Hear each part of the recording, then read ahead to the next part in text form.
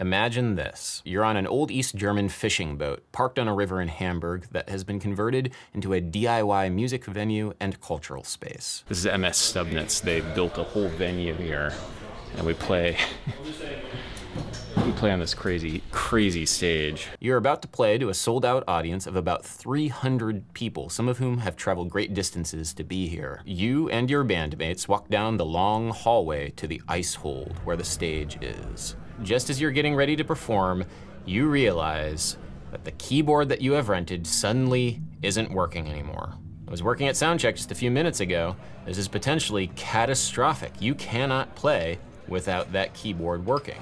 Pierre's interface isn't getting any MIDI right now. The crowd is waiting. It's time to play. Why aren't you playing yet? The spotlight is on you, literally, as you furiously troubleshoot the problem. Minutes begin to tick by, and you are no closer to a solution than you were moments ago. What do you do here? How do you react? What is it that you feel? A ghastly stage fright seized him. His legs quaked under him, and he was like to choke. True, he had the manifest sympathy of the house, but he had the house's silence, too, which was even worse than its sympathy. This passage is from Mark Twain's Tom Sawyer and is the first instance in English of the term stage fright or performance anxiety. But this phenomenon is not new. In 55 BC, the great Roman orator Cicero would say that I turn pale at the outset of a speech, and I quake with every limb. If you've ever given a presentation before in front of a class, you've likely experienced this to some degree. This is a primal fear that carries with it a physiological reaction identical to that of being stalked by a lion. Fight or flight, do or die. In our case, jazz or no jazz. When you experience this, your adrenaline is pumping. You might experience shortness of breath, a pounding heartbeat, cold and clammy hands, muscle tremors, all things which are potentially debilitating for a performer. Paul McCartney recalls feeling physically sick with a knot in my stomach thinking, I should give this up. This is just too painful. What am I doing? No matter how seasoned, great musicians regularly experience nerves. Yes, even Mel Gibson. Now, contrary to popular wisdom, and also the picture that I've been painting so far in this video, I actually think that stage fright can be a good thing if treated holistically. And I'm not the only person to think this. But what are you talking about? I hate feeling so anxious before I go on stage and play. It sucks. Who on earth would think that kind of fear is a good thing? And why does he remind me of this narrative framing device? Plato, in the Laws, distinguishes between two kinds of fear. On the one hand, you have fright, which is the fear of bad and evil things. And on the other hand, you have shame, which is the fear for your reputation. And these two can go opposite one another. For example, if you're on the battlefield, you might be afraid of the enemy and you might be afraid of dying. You might want to run away, but you don't, because you're also afraid of being judged a coward by the soldiers next to you. And so you stay and fight. Shame is a necessary form of fear. Shame can be useful. Stage fright is a bit of an odd pairing between fright and shame. Shame! Because the thing that you're so afraid of is the loss of your reputation, and you can lose it in two ways. One, you could not go out there on that stage, which would be very shameful, or you could go out there on that stage and risk doing poorly, which also would be shameful. Damned if you do, damned if you don't. Sucks to be you. The only way out of this shame is excellence. In order to become perfect in courage, a person must face off the cowardice within him and defeat it.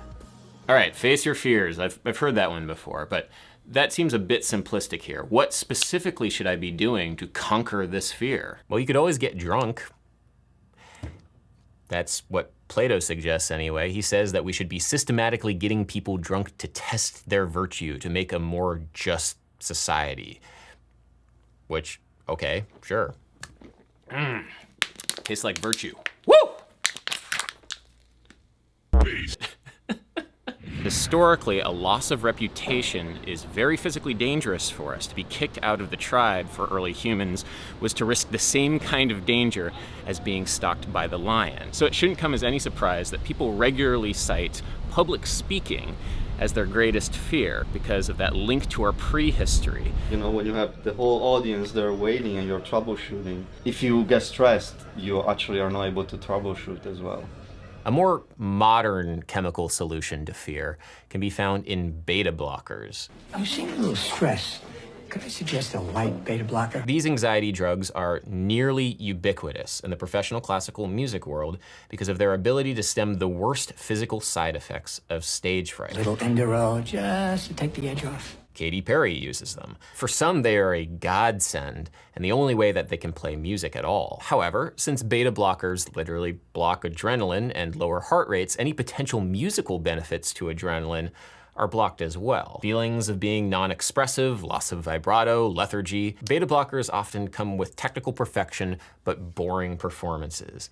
If your job is to inspire a vivid emotional response in your audience, maybe avoid the beta blockers. So if I can't pop pills, how do I deal with this? Like, do I just tell myself to relax? Tell myself that everything's going to be okay? That might help for some people, but I know for me, it just wouldn't, because so much of stage fright exists in the body, and it's something that you just can't rationalize away.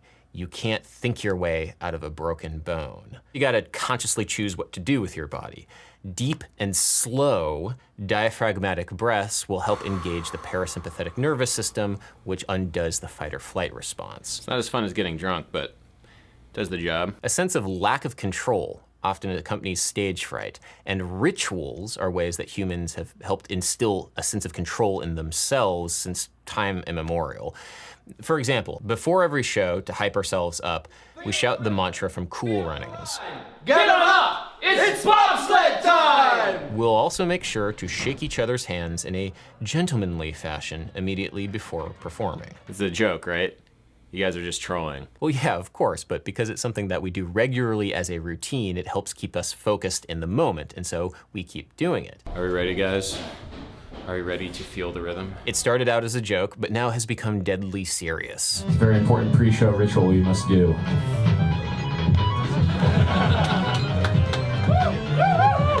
There are other approaches as well. There's cognitive behavioral therapy, which is the practice of unlearning unhelpful thought patterns that would lead to a fight or flight response. There's also the practice of centering, which is popular in sports medicine, which is the practice of using keywords to remember to find your body's center of gravity. A low center of gravity is very important in musical performance as well. I've talked about that before on this channel. Go check out that video. You can also practice visualizing, imagining all that energy that you have pent up as anxiety and redirecting it out towards the audience. Instead of becoming small and shrinking down, become big. For some reason, with this one, I always think of the scene in Avatar: The Last Airbender, where Uncle Iroh is teaching Prince Zuko how to redirect lightning, and how important it is to not let it get stuck inside you and let it flow out the other end. Can you feel your own chi flowing in, down, up, and out? I think so. I don't know why this is, but for me, this has kind of become such a profound scene for my understanding of musical performance. I don't know. Weird how pop culture works like that. This was kind of my tactic when presented with the situation from the beginning of this video. I tried to redirect all of that nervous energy that we were having and the audience was having back out on the audience. I decided to take a bass solo.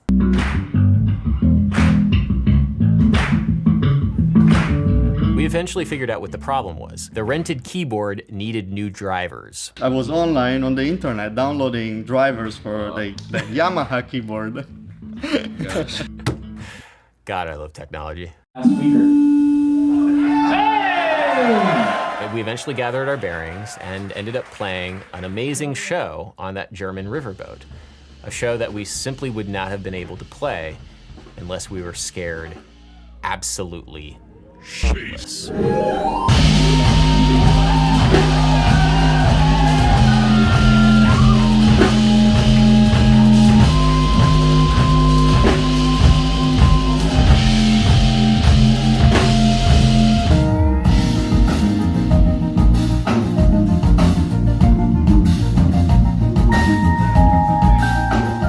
In order to become perfect in courage, a person must face off against the cowardice within him and defeat it. Anybody who has ever driven a car knows the feeling of fear that comes when you first learn to drive on the highway. It's very scary, especially when you try and first merge into traffic. And this fear, isn't necessarily unfounded. Driving is a very dangerous thing to do. The panic eventually goes away and you can drive on the highway, no problem. But that initial sense of alertness and presence of mind, that primal feeling of what's going on here, never fully goes away when you drive, or at least it shouldn't.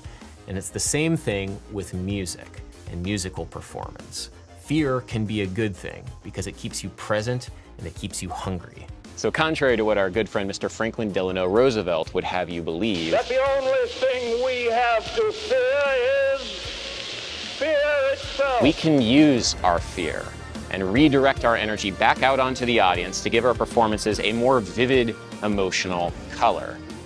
After all, isn't that what music's all about? Okay, I kind of see what you're talking about. Fear can be good because it can be self-transformative. Thanks, Plato.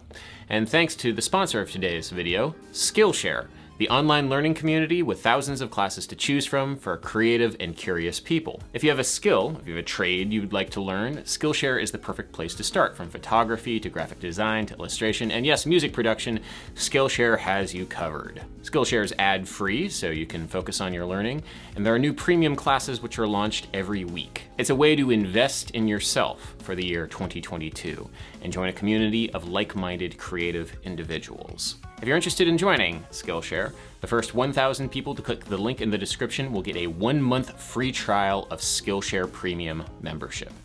Thanks everybody for watching, and until next time, peace.